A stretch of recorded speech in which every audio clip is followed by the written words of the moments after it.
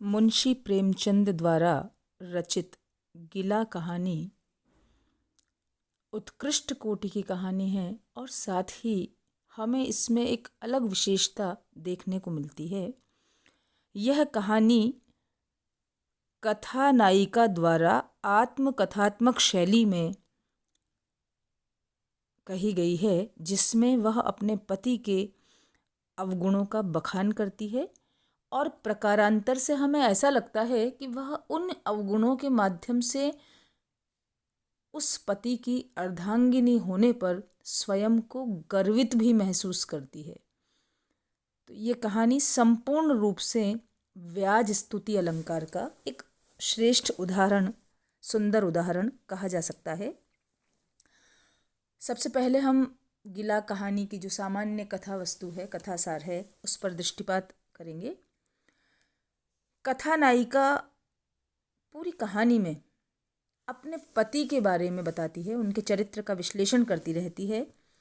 उस पति के बारे में जिसकी वह अर्धांगिनी है, जिनके साथ उसने जीवन का अपना अधिकांश समय व्यतीत किया है, और वह कहती है कि संसार के लिए उनका जो पति है वह अत्यधिक सौम्य है, उदार है, शिष्ट है, सज्जन है, किंतु उसे अपने पति के स्वभाव से अनेक शिकायतें हैं, कई खामियां उसे नज़र आती है और उन्हीं का जिक्र वह पूरी कथा में करती है।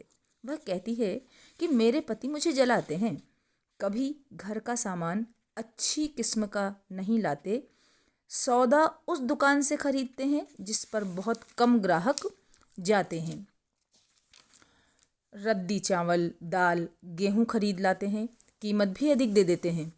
एक बार गहना बनवाया तो ऐसे परिचित मित्र सुनार से जो आधा सोना ही खा गया। उनसे उधार मांगने वाले नित्य आते रहते हैं, जो उधार ले जाते हैं वे कभी लौटाते नहीं हैं। वे महाशय और ये महाशय अपना धन मांगते नहीं, रोजाना एक दो मेहमान पकड़ लाते हैं। छोटे से घर में मेहमानों के सोने की व्यवस्था अत्यंत कठिनाई से हो पाती है। विशेषतः सर्दियों में बिस्तरों का प्रबंध करना बहुत कठिन होता है, किंतु उनकी आदत ही ऐसी है। अपने पति के मित्रों के बारे में कथानायिका के विचार हैं कि अधिकतर उनके मित्र दरिद्र नारायण हैं। वे नौकर रखते हैं तो नौकर का काम स्वयं करते हैं और नौकर मौज उड़ाते हैं। नौकर बाजार से सौदा लाकर कभी पैसों का हिसाब नहीं देते और फिर भी पतिदेव नौकरों को कुछ नहीं कहते। एक नौकर को नायिका ने अल्टीमेटम दे दिया कि झाड़ू ठीक से न निकाला तो छुट्टी कर दूंगी। दूसरे दिन पतिदेव ने जल्दी उठकर स्वयं ही झाड़ू लगा दिया और नौकर को बचा लिया। मेहतर ने कपड़े मांगे तो अपना एकमात्र कोट उसे दे दिया और स्वयं सर्दी में ठिठुरते रहे। पत्नी को शिकायत है कि कभी पति ने उसे एक छोटा सा उपहार भी न दिया।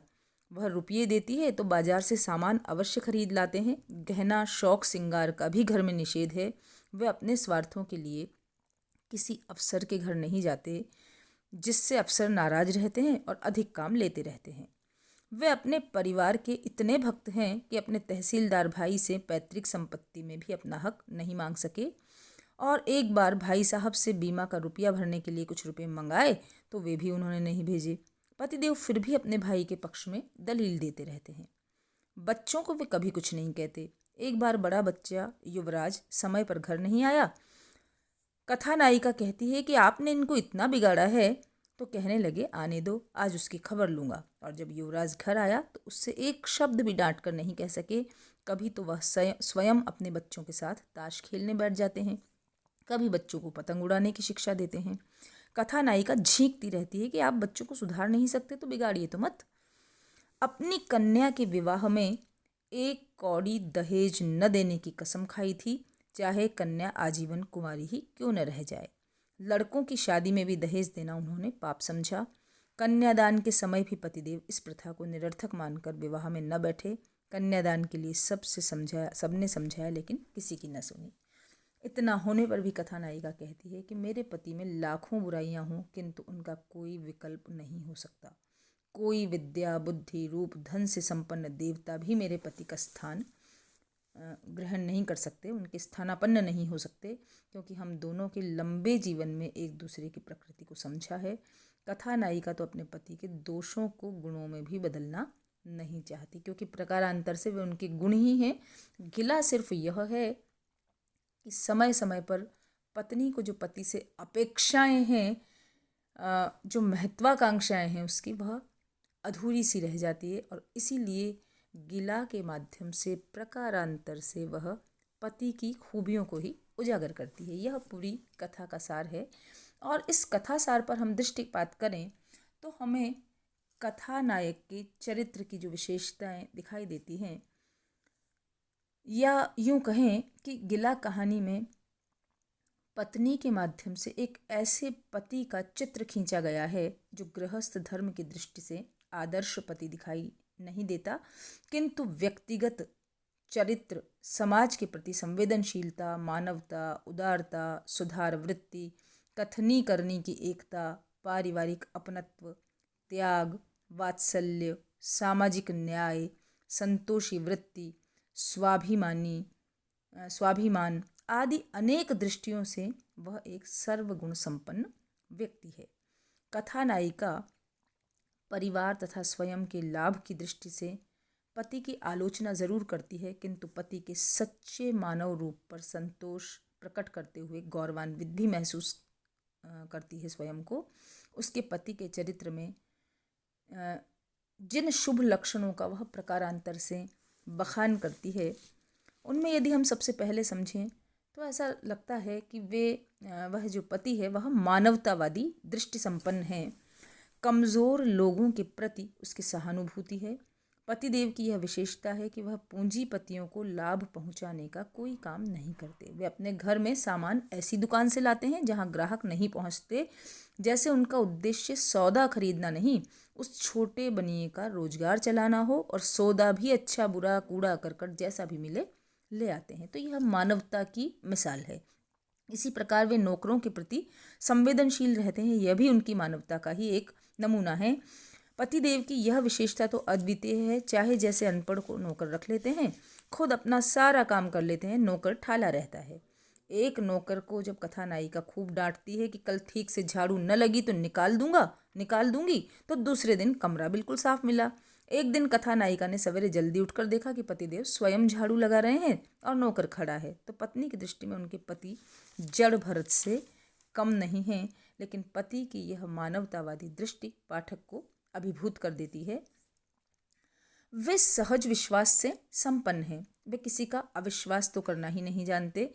अपनी पत्नी का गहना बनाने के लिए परिचित सुनार को देते हैं, जिसने अनेक दिन तक गहना ही नहीं दिया, और जब दिया तो आधा सोना हड़प करके लौटाया। वे अपने मित्रों द्वारा रुपए मांगने पर पूरे विश्वास के साथ उन्हें रुपए दे देते हैं, यद्यपि वे जानते भी हैं कि यह रुपया न जाने लौटेगा या नहीं, लेकिन संबंधों के प्रति जो उनका विश्वास है, जैसे वह अपने भाई पर विश्वास करते हैं, अपने परिवार पर विश्वास करते हैं और उन्हें कुछ नहीं कहते। पैतृक संपत्ति में से कुछ मिला या न मिला, लेकिन उनका विश्वास डगमगाता नहीं है। तो यह सहज विश्वास उनके जीवन का एक यूँ कहें कि उनके जीवन की एक खूबी है।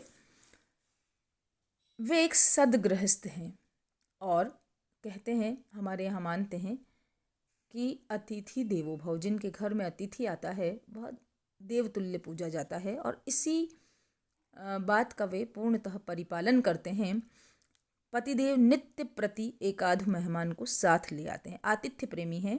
विशेषतः सर्दी के दिनों में परिवार के सदस्य ठिठुरते रहते हैं, किंतु मेहमान के सत्कार में कोई कमी नहीं आने देते। यहाँ तक कि हर दिन रोजाना 1-2 मेहमानों को वे पकड़ लाते हैं, और मेहमानों की व्यवस्था में कई बार अत्यधिक कठिनाई होने पर भी आतिथ्य सत्कार करके वे स्वयं को धन्य महसूस करते हैं। तो वे सदगृहस्थ हैं और आतिथ्य प्रेमी हैं, परोपकारी हैं। स्वार्थ पूर्ति उनका कार्य नहीं है।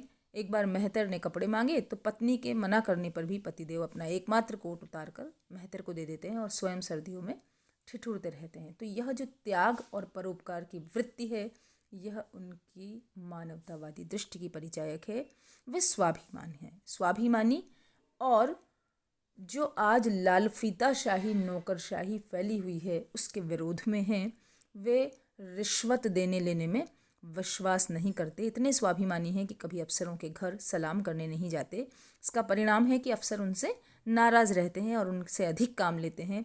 वह कलम घिस्सू की उपाधि पाकर दफ्तर में काम करते रहते हैं, लेकिन अपने स्वाभिमान का सौदा नहीं करते। परिवार के प्रति वे समर्पित भाव से रहते हैं, सद्भाव युक्त हैं। अपने परिजनों और भाइयों के प्रति पतिदेव में अत्यंत सद्भाव है। उनके भाई तहसीलदार हैं, पारिवारिक संपत्ति की देखभाल करते हैं, किंतु पति के हिस्से का धन कभी नहीं दिया। इसी प्रकार जब भाई समय पर रुपये नहीं देता तो वे पत्नी से इतना ही कहते हैं कि उन्हें ही बहुत खर्च करना पड़ता है, रुपये कहाँ से आएंगे, कहीं से ऋण लेकर वे बीमा के रुपये जमा करा पाए। इस प्रकार परिवार के प्रति वे समर्पित है और उनके द्वारा किसी भी प्रकार का व्यवहार किए जाने पर भी वे विचलित नहीं होते। उनमें अपनत्व की भावना है, पारिवारिक एकता के बारे में वे जानते हैं। उनकी कथनी और करनी में कोई अंतर नहीं है, वे जैसा कहते हैं वैसा ही करते हैं और अत्यधिक उदार मना है।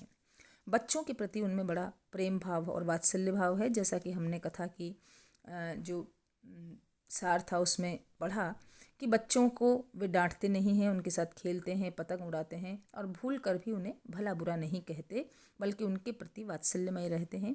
वे सच्चे अर्थों में समाज सुधारक भी हैं कि वे दहेज न लेते हैं और न देते हैं। इस बात में विश्वास रखने के कारण अपनी बच्ची के विवाह में दहेज का विरोध करते हैं। कथनी और करनी में एकता है। कन्यादान की रस्म को वे बुरा समझते हैं और कन्या के विवाह के अवसर पर भी सबके समझाने पर भी वे कन्यादान नहीं करते।